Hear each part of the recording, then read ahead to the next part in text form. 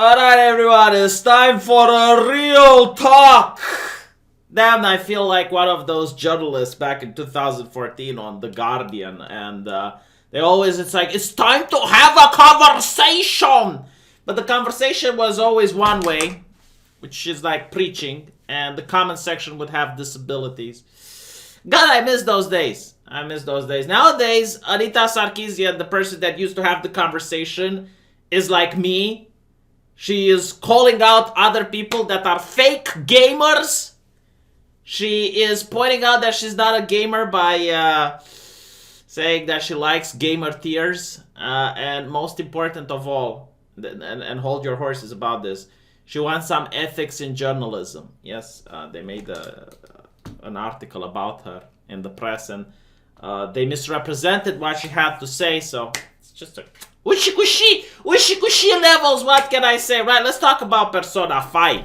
A game that I was actually looking forward to. A game that I wanted to buy until I find out that they decided to censor it for the West. And there is no uncensored version. Like, they could have just added a slider, the censored version for the people with mental disabilities on Twitter so they can enjoy the game, and, you know, for the rest of humanity.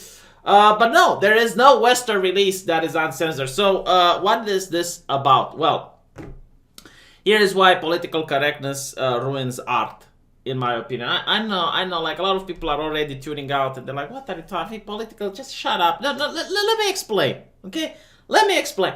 If you want to create a world of fiction nowadays, to just come up with something from your own imagination, a story, you need to have, like, some boxes to check. Check.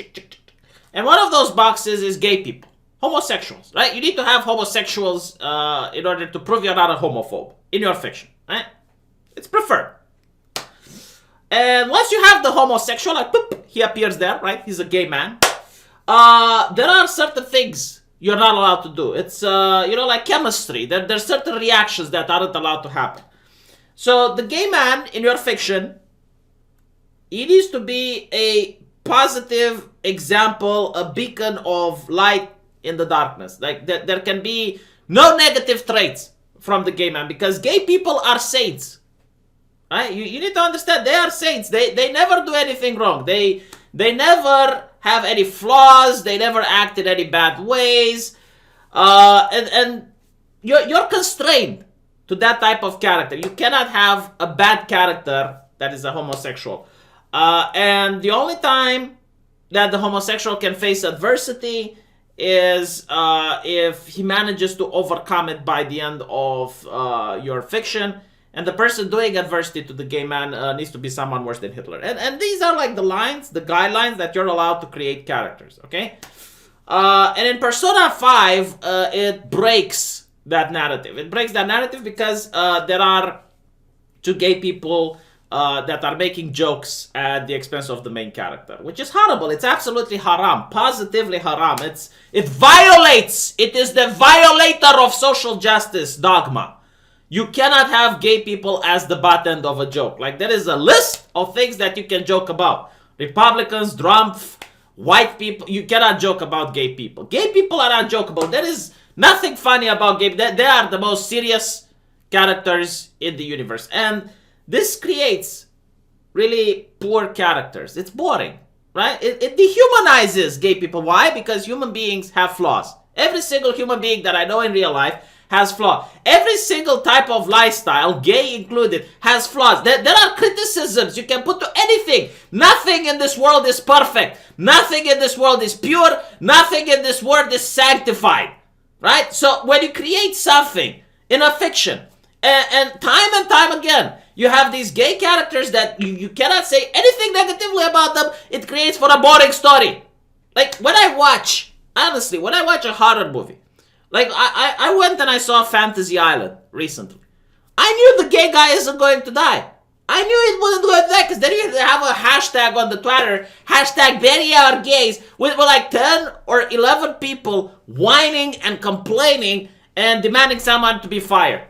So companies just want to avoid that, you know, and it's boring. It's boring because all of a sudden when I see the gay person on screen, you know, I don't care. Because I know he's going to be fine. I know nothing is going to happen to him. I know that just because the character is gay, from a story point of view, if it was real life, I would have been worried. Because it's like, well, this is real life. But no, it's fiction. There are no gay people. Like, first of all, right, just do this thought exercise. Right?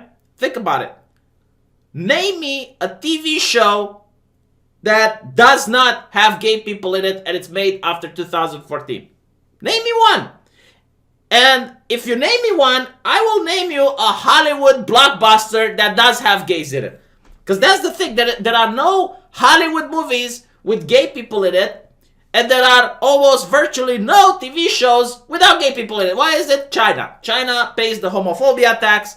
So whenever they create a Hollywood movie, they will never, ever have some gay people in it unless it's like a 2 or 3 second scene with a weird kiss that they can edit out, right? So it is so weird that artists and the people that should benefit from the human right, they constantly talk about human right. The human right of freedom of expression should be allowed to create their own stories. This is why manga is amazing. This is why anime is amazing. And this is why they're frothing at the mouth that they cannot control anime and manga. And it's not about gay people. It's about power and control. It's about bullying other people in order to bend to your will and have their fiction fit your moral sensibilities, your social justice activist. And let me tell you something, all right? There is a bastion of cancer on the internet, a tumor that is killing, it's literally killing one game developer at a time. Do you know that guy that Zoe Quinn accused of sexual misconduct and the guy then killed himself? It was because of Reset Era. Those are the people that are literally a cancer on the internet, killing the gaming industry. They are a collection of video game journalists, of game developers, and they're all left-leaning as fuck. Like these people would look at Stalin and would think Stalin is a Nazi. That's how left they are, right? Like for them, Stalin is far to the right because they went way past Stalin. Like it's way past that point. And these are the people that constantly bully game developers in order to fit to their sensibilities. And these are the people that are the connection between the Western market and Japanese game developers. So they tell the Japanese game developer that this is what the West wants. When I am willing to bet that if you were to have a poll or on any website and ask, how many people think Persona 5 is homophobic, I think I would be shocked if more than 10% of people would say that. And it would have to be only people that actually play the game. Like you need to play the game in order to make that. Because Persona 5 was a game that every time homosexuality got brought up, which is a recurring theme in that game, it was either a positive thing or a neutral thing. And those two gay characters that make jokes, was just banner. It was like, okay, it's funny. I mean, you have jokes with straight people. Why can't you have jokes with gay people? What is the problem? But we know what the problem is, and this is why I'm not going to buy Persona 5. I'm sorry, I generally am not going to, I'm not going to support this type of behavior anymore. Because companies always are looking at the market and they're like, if we piss off 5 crazy people on Twitter, there's going to be backlash. But if we piss off people like V, the actual people that give us money, there's not going to be anything that's happening. It's fine. We can piss off the people who are for human rights, the people who are for free expression, the people who are for free speech. We can piss them off constantly. And there's absolutely no problem, no backlash, no nothing. You know what? Not anymore. This far, no further. And by the way, right? The correct way would be if the game is really that homophobic, if the game is really that bad, people wouldn't buy it.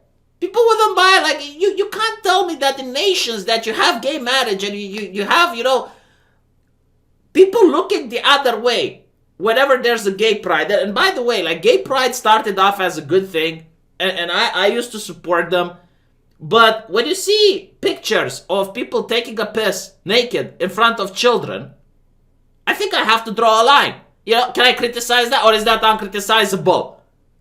And obviously not all gay people do it, but the one that was there did it. And the law looks the other way. The law looks the other way. Like, if first of all, there's two things that are happening there, right? Two things that are happening there that are absolutely abhorrent. First of all, a person that's naked on the street. If I go naked on the street, I get arrested. If I go naked during a gay pride march, they look the other way. And being exposed in front of a child would get, if I was in America, the FBI would be involved.